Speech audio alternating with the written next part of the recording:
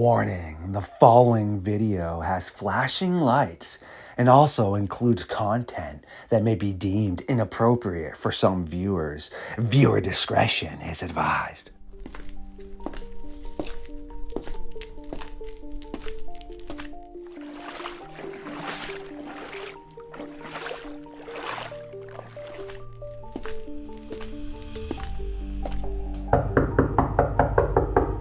Ryan Trembling, aka the Wendigo guy, has once again found his way through the darkness of the forest and into the fox den for another episode of Midnight Lycanthropy here on LordeStarfox Radio.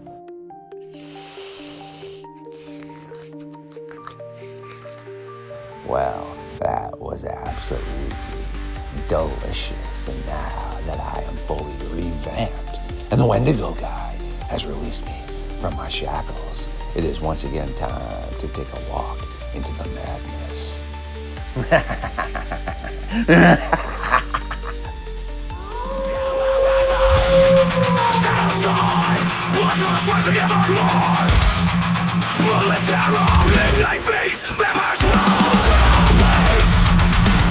Stood up.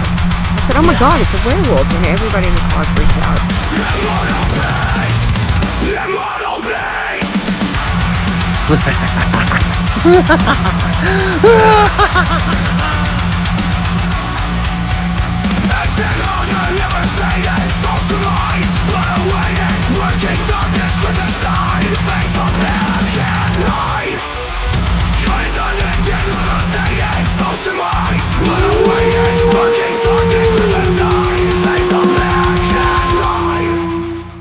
My creatures of the night, yes, once again you have found your way into the darkness of the fox den for another episode of Midnight Lycanthropy.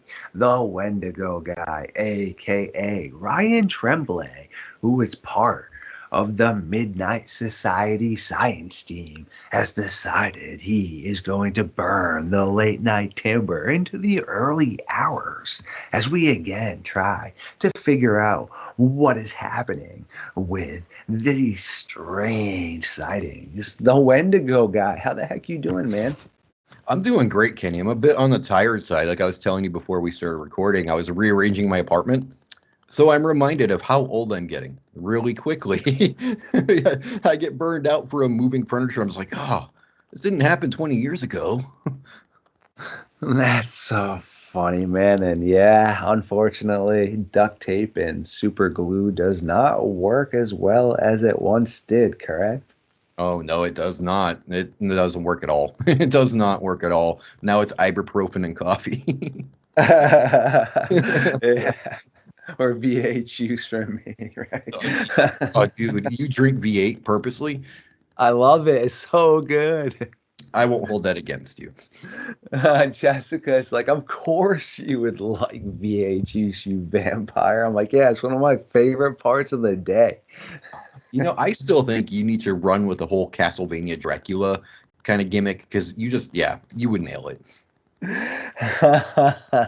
That's so funny, and you're gonna laugh again. I've actually been hitting that nostalgia hardcore watching the original Hellsing. Somebody had it up on YouTube for 7 straight consecutive hours, or it might have been 6, either way, every episode dubbed the English version. Oh, that's awesome. So pumped with that, man.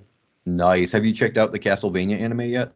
I have seen the Netflix versions, which are pretty sick. And I will say, it's hard to beat Alucard's attitude in Hellsing, but I do think Alucard in Castlevania has a cooler look. I do like Alucard's gun, so dope.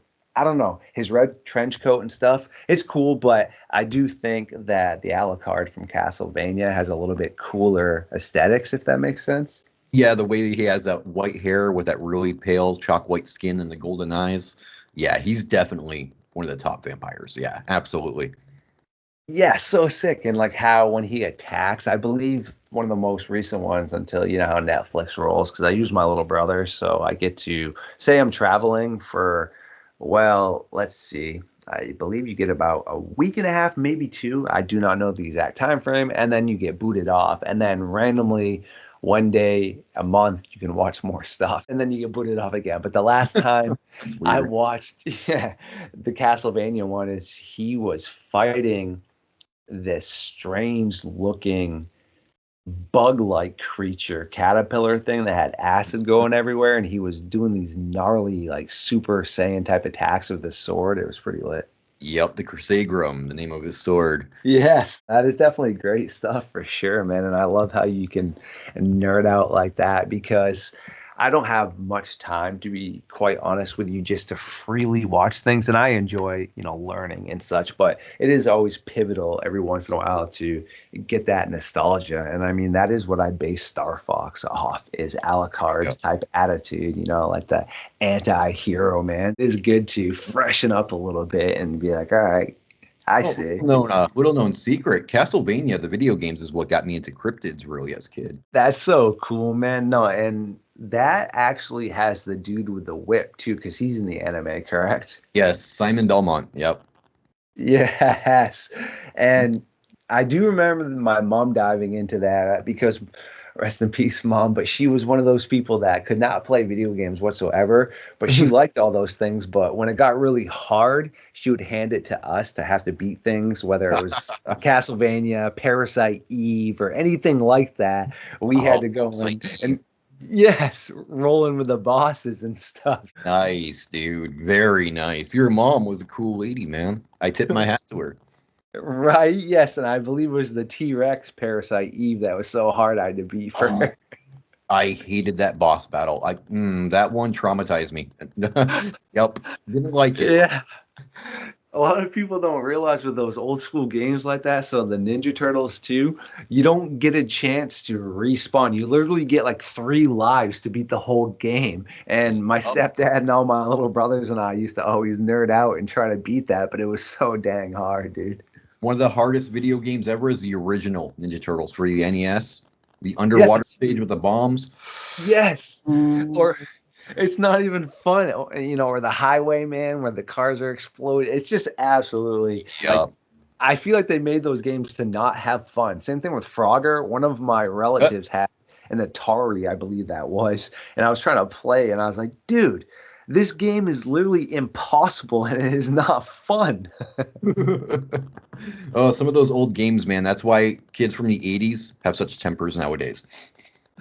Yes, no kidding, right? And actually, one of the things that I really did enjoy as a game and character, you're gonna laugh before we start rolling with some gnarly stuff for the crowd, was Rain from Blood Rain. She's so dope. Oh, And yes.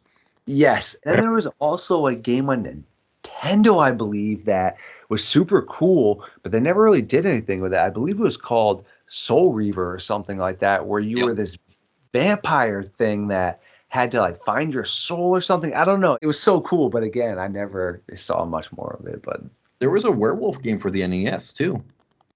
really? Yeah, it was called Werewolf. I think it was the Ultimate Warrior or something along those lines. But yeah, you played as a werewolf. So, So cool. little 80s kids were getting exposed to these cryptids and we didn't even realize it back in those days. That's so awesome. And yeah, not even to mention that things like MacGyver and also the old school Hulk had references to Sasquatch. They don't make references to any other cryptids, but those are in there, which is so cool. It actually helps save MacGyver. Yep. And it's just interesting.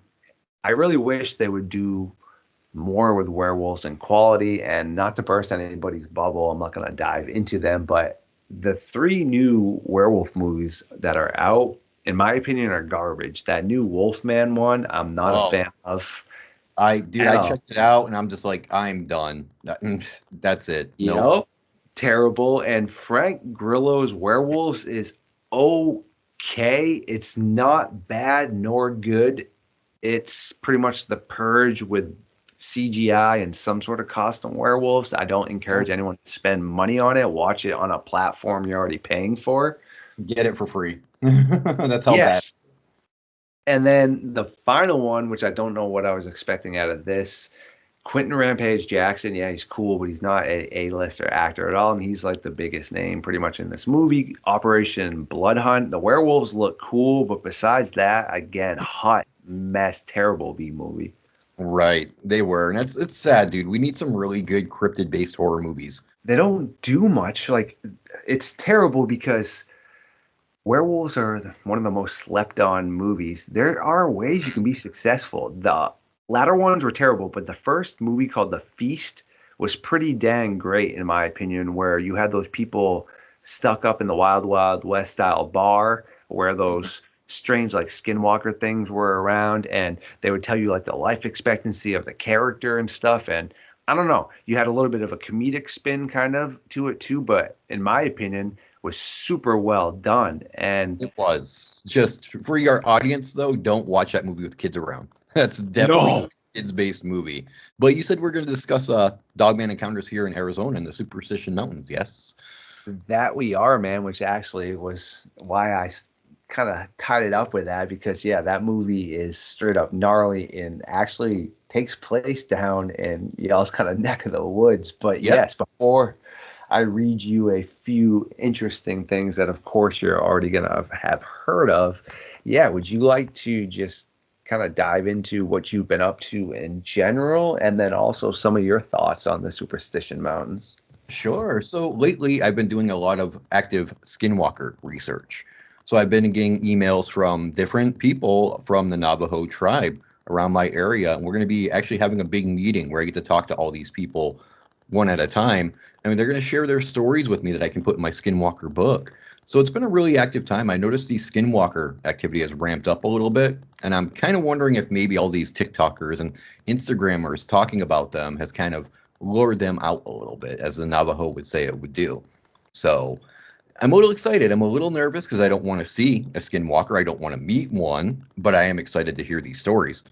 Yeah, that's definitely a pretty gnarly one for sure. And to the Mhm. audience, yeah, Tremblay, the Wendigo guy's got some great stuff. His links will be up, of course. And he was just with a Lakota medicine man, William Nighthawk, who's a friend of one of my great friends as well. Of course, Tremblay, but Jessica Jones and some others. So yeah, he's got some great stuff coming out, and I do encourage everyone to go over and check that out. The Superstition Mountains definitely is a pretty interesting area because I feel like, listen to the title, all right? I mean, it just has a aroma to it, but there's a lot that is occurring there, in my opinion. Absolutely. It goes back, Kenny. I mean, the name Superstition Mountains was given by the Pima Indians. So, and the reason why they gave the name Superstition Mountains because they believed that people were going missing or they were getting offed in this mountain range. And it's a big place. It's not a tiny little valley like people think. It's 160,000 acres, okay? It takes up 3 counties, Maricopa, Pinal, and Gila County here in Arizona. So it's a huge, huge, huge place. And it's got cliffs, it's got valleys, it's got all kinds of flora and fauna. It's got perennial water sources. It's got all kinds of wildlife. So there could be stuff lingering in there that people just aren't saying or they haven't reported it yet. Dang, pretty creepy stuff right there for sure. I can see why people that are definitely more closely entwined to that, because I know Jessica doesn't like to say that word, nor does Nuxium. I personally don't have a problem saying skinwalker. I can definitely understand why others do, but So let me again, clear that up, though. So when the Dene, the Navajo people say don't say their name, they Mhm. don't mean don't say skinwalker, okay? What they mean is don't say Yinaralushi and do it mockingly or tauntingly. If you're going to speak of them, you have to speak respectfully. Like, don't revere them. You know, don't portray them like Superman or some kind of gods or whatever. But tread lightly. You know, don't mock them as you're talking of them. Don't make fun of them. Don't insult them. Because if you do that, then the Yinaralushi, they take it as a challenge, okay? And it's more for the people from the Dene tribes, or if you have indigenous blood, you know, so if you have that bloodline, you do have to be careful because, you know, it's in your blood. The Yinaralushi are going to know you're part of a tribe and they're going to try to seek out to cause chaos in your life. Now, if you're a Caucasian dude and, you know, you're not part of a tribe, you don't really have to worry. Yeah, and see, you just hit it right on, and I didn't even know that. And again, I love learning in general. Big reason why you're part of our science team is because I've always been told from people. I asked them, I'm like, why don't you say skinwalker? Oh, you can't say that. And Mhm. now I understand, like you're saying, it would make way more sense as how you just broke it down. Of course, if you're mocking them or disrespecting Sure. them, but a skinwalker is a skinwalker. You call a thing, right? Right, but I mean, skinwalker, the term itself, that's not what Yi Nararushi translates to. If you take the actual Navajo meaning of Yi Nararushi, it translates into by means of it, on all fours he goes. So Hmm. skinwalker wasn't even a Navajo term. This was something that was given by the populace, social media, when they started talking about aliens and reptilians, okay? And skinwalker kind of became a blanket term, kind of like, werewolf became a blanket term, or Ah. something along those lines. So it's not even a term that the Navajo used. Again, beautiful stuff right there, and I love it. And that is also something I found out about Sasquatch. It's called not that in a lot of native tribes that was actually something a Canadian reporter came up with. The Yes, Yeah. yes. It was actually taken from an indigenous term, though, the Sasquatch, which meant the wild. Ah. It meant the wild man. But yeah, every tribe, Kenny, every single tribe has a different name for Bigfoot. Like you have, from the Iroquois, you have Jinoskwa or Quiche Sabe. All right. Then you got Oma, you have Skookum. So you have a wide plethora of names for Bigfoot. That's so creepy right there for sure. And It's have you fascinating. it is fascinating, but it's also gnarly too, which I find all that stuff. Anytime I'm learning something, it's fascinating, even though I guess it could be potentially nightmare fuel as well. But Sure. have you ever ventured into the Superstition Mountains yourself or known any of your Yes, friends yes, or I have. I've actually gone many, many times. I think I've gone maybe about 7 or 8 times in the past 3 years. So it's an amazing place. I mean, you go there and you're going to see the beautiful mountains. You're going to see the saguaro cactuses. You're going to see the flowers bloom during the springtime. But when you go further in there, you just kind of get this vibe that there's something unusual going on there. Okay, and I don't know if it's because I did so much research into like things like Wendigo, Dogman, Skinwalkers, things along those lines, where I'm just kind of on high alert. But you go in there, you just kind of go, okay, something's not quite right. And then when you start looking at the Pima Indians mythology about it, where they say that there's spirits that take people, there's creatures that take people, then you go, okay, you know what? I don't belong here. I'm going home. So Dang. Yeah, there's definitely some pretty interesting stuff that is occurring there for sure because I mean, I have just seen a lot of people that I don't know if they're just super scared of the mystique about it, but then I hear people say the same exact thing that you said, that you just get this bizarre kind of vibe as well, yeah. which sure, some people might have worked themselves up into that frenzy, but Mhm. then also that is a feeling that's meant for survival too, you know? Sure, but I think it blends with, the other folklore from Arizona. Like they say in the desert that there's dogman-like creatures and that these dogman-like creatures will hunt the immigrants as they're trying to cross the border, or if you go too far out in the desert, they'll start stalking you and hunting you. So when you add anything that's werewolf-like or dogman-like and you blend it with Superstition Mountains, then you're going to be on high alert. It's just natural. Yes, it's so true. I mean, that's why I love that conversation that we had with Robert and yourself or the good old nerd and out science team about how the primates and the chattering of the teeth and such. I mean, there is Mhm. things that need to be looked at and that are coming into play that are super important. That's why I just wanted to see your thoughts of this area in general because you are down there and you dive into this type of material and such. This first little file that we have from the good old Midnight Society book, I mean, most likely you're going to have heard of what's occurring here and probably have some great stuff to either pull out or plug in of this. And all right, cut me slack here. This is why I like to, go not live because I've been frigging my brain's fried lately. I just have not been able to read properly, bro. But all right, You're allowed. Don't stay. worry. All right, so we're gonna head down to the Wendigo guys' neck of the woods, Arizona here. All these are gonna be down there. I'm not gonna have to say Arizona every time, but we're gonna dive into everything else. We have July 1857, Green Valley. Giant wolves are reported being seen entering camps, towns, and homes. 6 people claim that these wolves had tried to attack them, but somehow they just narrowly escaped. Unfortunately for one poor soul, they had not been so lucky. They were found torn to pieces and were unidentifiable. For hundreds of years, people have gone missing in this strange area called the Superstition Wilderness Reserve. The majority of the bodies were found, some were not. All the bodies seemingly were mangled, but shockingly, only were missing their heads, looking as if the owners of the bodies had had their head just ripped clean or knocked off. The local Apache people refused to go to many areas of this Superstition mountain range, claiming it was cursed and home to an angry being that lived deep inside the tunnels of the local caves. Only by prayer for protection and avoiding the area did the Apaches dare and brave this task. Otherwise, they stayed away. It was believed this being would use the tunnels to come out at night and consume its victims.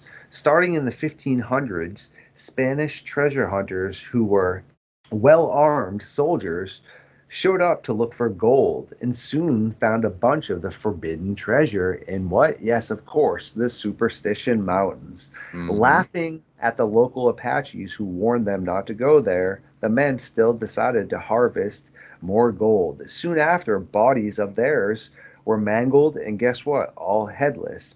These showed up one after another. Every treasure hunter who went up to the mountains seemingly was being found unalived and headless. Becoming terrified, the Spanish soldiers left the area and never returned. It wasn't until the 1840s that a permanent mining camp was established. For years, the influential Peralta family conducted operations for many successful years until one day the local Apache tribe showed up and unalived the whole entire operation of men and the family as a warning to stay away from this place. We are now angry and this place is angry as well and soon will unleash its rage. In the 1870s, a German prospector named Jacob Waltz accidentally stumbled upon the abandoned gold mine, and after revealing the location on the regular, Waltz returned to town with large sums of gold to sell. After passing away, the location of Waltz's gold mine was lost, and after several attempts, some of his friends were unable to find the mine, and it was named the Lost Dutchman's Mine. Ever since this day, people go looking for the mine and either come back or they don't. What do you think about that, man? You know, that's a fascinating story, man. And that's one of the main reasons why I'm very careful when I go to this area. I'm so superstitious about it. Pardon the pun there. But I actually bring tobacco, just plain tobacco that, you know, hasn't been tampered with or touched with chemicals as an offering, not just to the entities that might be there, but to the land itself. Because, you know, like the natives will tell you this land feels angry or this land feels unjustified or whatever. I have that belief as well. So I usually take something that kind of appease the energies of the surrounding land to make sure that it's not going to be angry or hostile towards me. You know, it's a way to create some hospitality here. But that is one of the most interesting stories because the werewolf story, where it's like a dogman-like creature or a wolf-like creature, that's well known in all the places here in Arizona. And I think there's something to it. I do think that dogmen were there at one point and using the tunnels. I mean, again, Kenny, this goes back to a theory that so many researchers have, that Bigfoot and Dogman use underground tunnels to travel throughout the states. So 1,000. Beautiful, man. And the cynocephali lived in caves and stuff right there, too. Dang, man. And again, with the missing heads, hyenas and baboons do that and such. I don't know, man. It's super messed up, dude. It is, but, you know, it kind of ties into the Nahanni Valley, the Valley of the Headless. I mean, you know, gold diggers were going up there that were trying to find gold. They would go up there and they'd disappear. And they'd find their bodies years and years later missing their heads. You know, so it's almost like Arizona's own little Nahanni Valley in some degree. Yes, that's why I wanted to also mention that and bring it up because we had talked about that a little while ago. Mhm. And do you think realistically it could be natives that are unhappy? I mean, they stated we're not happy with you here, and they, showed that by smoking that family. And same thing with the Nahanni Valley. Again, you have outsiders coming into an area they're not supposed to. Do you think it could be a group of indigenous people that would just do that? Or is that something that has to be supernatural or animal based, do you think? It could be, a select group of people from the tribe doing it, but from history, though, we learned that when the tribal members did something, they didn't do it in secret. They didn't off somebody and just be like, shh, don't tell anyone. If they're trying to send a message, they would off someone and they'd bring like the head or the body and be like, we did this to your friend. We're going to do Hmm. this to you if you don't pay attention. So the fact that people were going missing like that and it was kind of like hush hush, I don't know that that's really a tribal thing. I think there were other things that people were running into while they're in the Superstition Mountains. I mean, we have devil monkey sightings too. We have Bigfoot and Dogman. So you got three right there. Any one of those three could do that. Yes, very much so. And that's a great aspect that you just mentioned, too. I just potentially was thinking, kind of like I guess, guardians of the area, like a select group of maybe special kind of soldiers. We have like special forces or something, but it just all doesn't really make sense. But as I'm thinking, a bear would most likely probably eat you, but a bear could knock your head off with one swing, correct? We don't really have bears that big here in Arizona. We don't really get grizzlies or anything. We get black bears and brown bears. And they're not really known to want to feast on humans. They'll chase you away and they will, hurt you if they get their paws on you, but they won't knock your head loose. So for that to happen, it takes something of tremendous strength. Hmm. So a black bear, yeah, no, it doesn't have the strength to do that.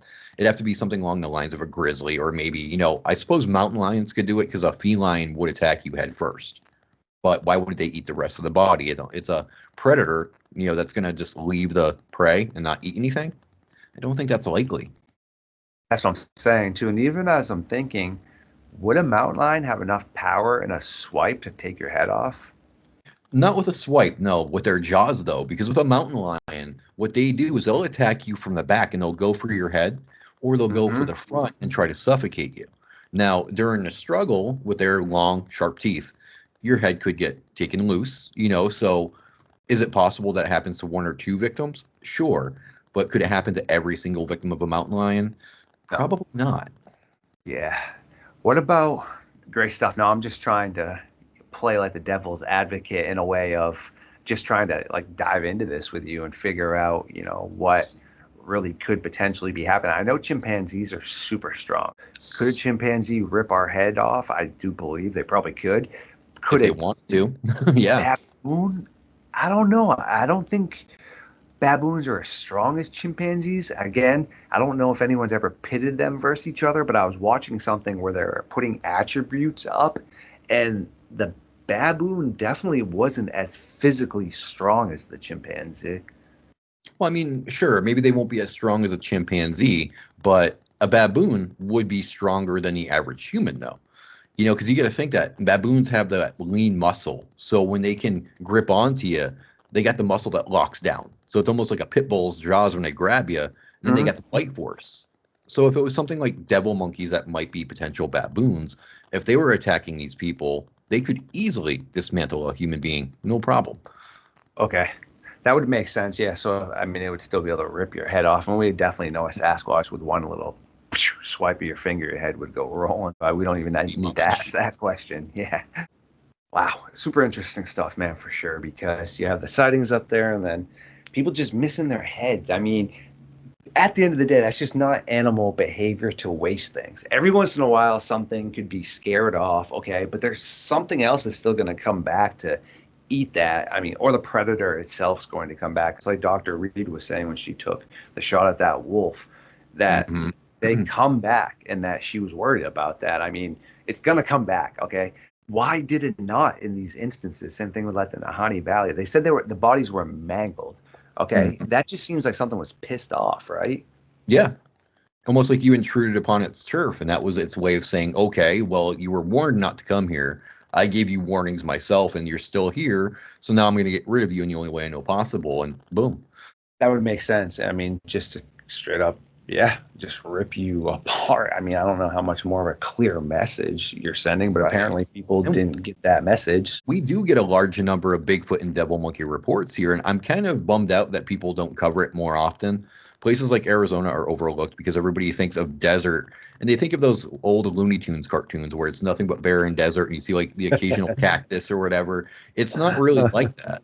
I mean, some parts of Arizona, sure, but we do have places that have pine trees and, very lush vegetation. We have waterfalls, we have lakes, we have ponds, so Arizona could house cryptids, and people need to start looking into this stuff. That's why I'm so fascinated, because it's almost like my own little gold mine where I can dig it apart, and I don't have to worry about people coming in and acting like competition, because nobody wants to look into the desert stuff. So here I am doing it, and we could actually sustain Bigfoot, Dogman, devil monkeys, things like that. They could survive here, and I believe that they do, because I've taken maybe like 20 or 30 devil monkey reports in the past 5 years. That's a lot of reports, Kenny. When you really stop and think about that, that's numerous. That's something that's just like, why is it so common that these ranchers and hikers and people traveling on roads see something that looks like a baboon and they report it? Because we got devil monkeys, so there's something to it. Yeah, that's straight up gnarly stuff, and I totally agree. There's definitely a huge primate type aspect to a lot of this that's going on, and baboons are definitely devil monkeys. That is for freaking sure, man. And it's just intriguing, but so messed up, and I wish I could dive a little bit more your way to help you out, dude. But I have so many Dogman and these missing people and all this going on that I just feel like I'm doing an injustice to these people if I don't figure some of this out. No, Kenny, we all have our own little turfs here, and I think what we need to do is we need to pool our research together. So, for someone like you that's up east, I can do my work down here in Arizona, and I can shoot you information I have pertaining to Dogman or whatever. And, you can look into it from where you are, or put it in your book, or, get a hold of the witnesses I speak to. So if we share our knowledge and share our research, things are going to move a little bit more smoothly, and they're going to move a lot faster. We're going to get those answers a little bit quicker than we would if we just held everything back and acted greedy.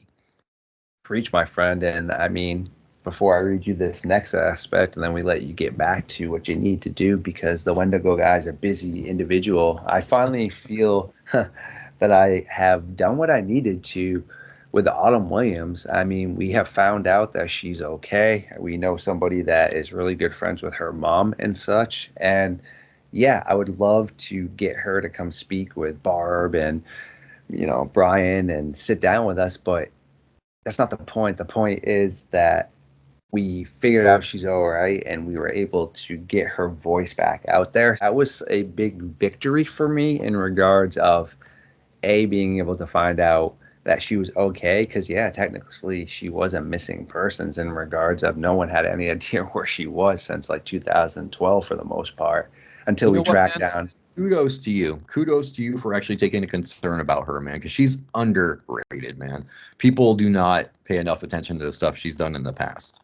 And I think it's really great that you actually got so interested that you were concerned. I think that's what we need to do more often, and treat researchers not just like researchers, but friends too, like fellow human beings. I think that's a great thing that you did. Thanks, man. No, I appreciate that. And I'd been wondering since, like I said, 2012, and until we got to our inner circle, and they were like, oh yeah, 2022 is coming the last time. We're like, all right, we're getting closer. But yeah, super important, man, because she slept on, dude, and has some of the best stuff that really should be out there. And I feel so good just giving her a voice back, meaning even if she never wants to dive into any of this again, like she still has her voice back. Like no one can take away what we showed, Awesome. I appreciate you, bro. A big win. Next one though, man, for you. All right, let me bust open the good old iPhone here. April 1958, Pinal County. You got local sheriff deputy Benjamin Cruz is with his partner Joe Donaldson after being flagged down by two young hikers who looked like they saw a ghost. They began telling the deputies what they had found. The two hikers offered to bring them to the location, deciding it was better for Donaldson to stay with the hikers by their car. Deputy Cruz headed off to the location given to him by the hikers. About a half hour in, he finds a small, abandoned camp that was a short distance away off the trail and seemingly very well hidden. At this abandoned camp, Deputy Cruz found a partially eaten, semi-fresh kit of food as well as chewing gum. Yet he found a holster, but the gun was missing. Being confused now why he found a holster with no gun, why there was freshly cooked food and also chewing gum, he begins inspecting the campsite even further. Suddenly, Cruz found large scuff marks and scratches all over the campsite, and it seemed apparent there must have been some sort of large scuffle that had occurred. Walking towards a nearby bush, Deputy Cruz finds a military-style sleeping bag snagged on a branch. Upon further investigation, he sees it's covered in what seems to be some sort of wet substance, and then he realizes it's blood, and this whole entire sleeping bag is torn all to pieces. Whoa. Now, being extremely on guard, he begins to continue searching the site. The deputy is unable to find the owner of the camp and radios back to his partner Donaldson to report his findings. The missing remains of the campsite owner were never found, and still to this day, people report seeing the shadows of tall, hairy, canine-like creatures looking down at them from the above area of the forbidden zone of the Superstition Mountains. Whoa, that reminds me of the story I got from Mount Lemon here in Arizona. That's really interesting how those two line up so well. Yeah, there's a story I got from a young couple about maybe 8 years ago. They were hiking in Mount Lemon, and they were at a part where the path took them between two hills. And they said when they looked up, they saw these canine-like figures that were bipedal, and they were staring down at them. And they ducked down, the shadows ducked down and disappeared. But as they're walking back, they're hiking back home, they could hear the pop, pop, pop of what we think is when Dogman stands up. So it's really interesting that story has that too. Isn't that, my friend? And again, it's so ironic that you would have been up to that area, but also knew of some of these locations, because the same thing happened last night when I was talking to Jessica. I was naming off some of the locations in Georgia just because she wanted to hear some of the encounters, and they were literally like right by her, and I had no idea that close to her location. I knew her location, but I don't know Georgia, so I was just picking out newer encounters. And same thing here. I knew the old school one you would have had to have heard about, but then that one being a little bit more new age. Pretty interesting, because you have a deputy that came forward to speak, as well as the witnesses, and you also have a case that was filed. Mm-hmm. A lot of things could have happened. Could have been a person bigger. You and I aren't the biggest guys. Somebody like the size of Brian Barber, who's huge, could probably come in there and do some damage to us. A mountain lion, like you said, there's a lot that could have gone on, but oh yeah, it's so easy to get wounded out here too. That's one thing that I'm very, very careful about when I go hiking or doing investigations, because you can take a tumble. We have high cliffs, man. You fall off those cliffs, you're going to break every bone in your body.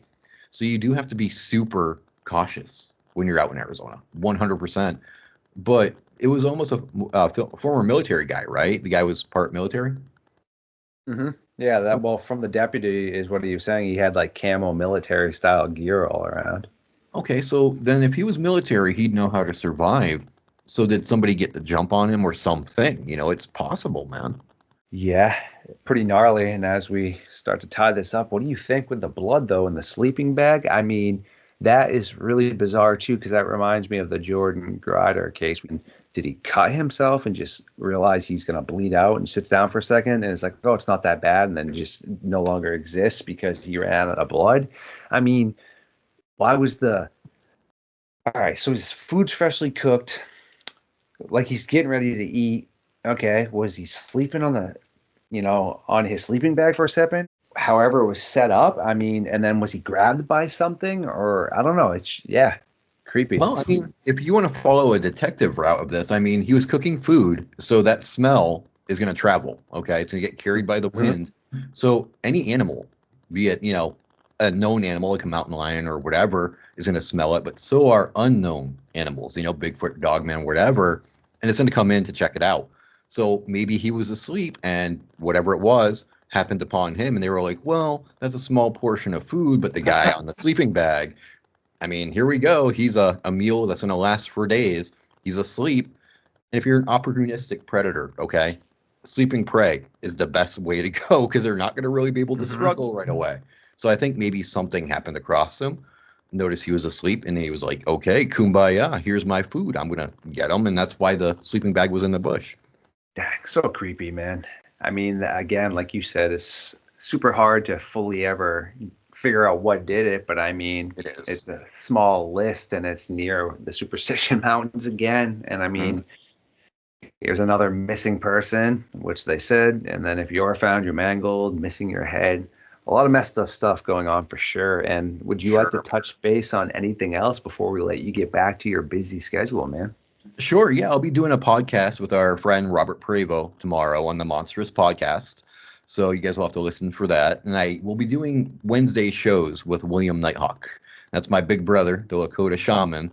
So swing on by, check us out on William Nighthawk's podcast. You'll enjoy it because he's got a lot of indigenous knowledge to share with you. And I think he's slept on too. That's somebody more people should be interviewing. But my podcast will be coming back next week. Let the Monsters In. I'll be doing live shows every Friday evening. So if you want to swing by and hit me up with some questions or share an encounter, you're more than welcome to do so.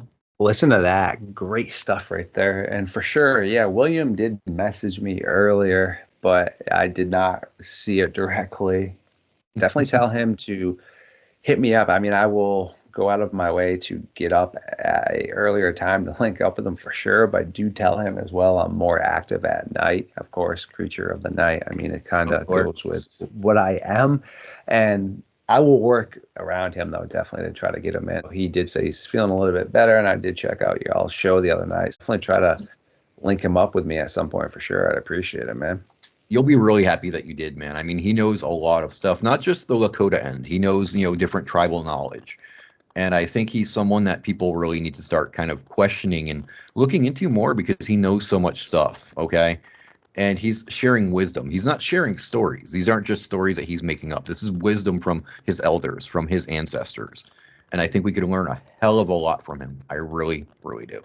Yeah, no, that's totally excellent stuff. That's why I try to get Brother Nature and Nuxium on as much as possible because he really helps out with a lot of his tribal aspects and his beliefs with the yokai and stuff. So it's great, man. And, well, to the audience, yes, we do need to allow the Wendigo guy to get back to hunting monsters and orchestrating what he needs to do and working on his podcast. But do not worry, you can always check him out in a few different ways, as he just stated, over on his podcast or with William Nighthawk. Or, yeah, you can always just look at the playlist here of previous episodes we have. Or you can be on the watch out for the newest one. So there's plenty of ways to keep up with what he's going to be doing. And yes, I do appreciate you hanging out with us tonight, man. It's always my pleasure, Kenny. I look forward to sitting down and talking with you.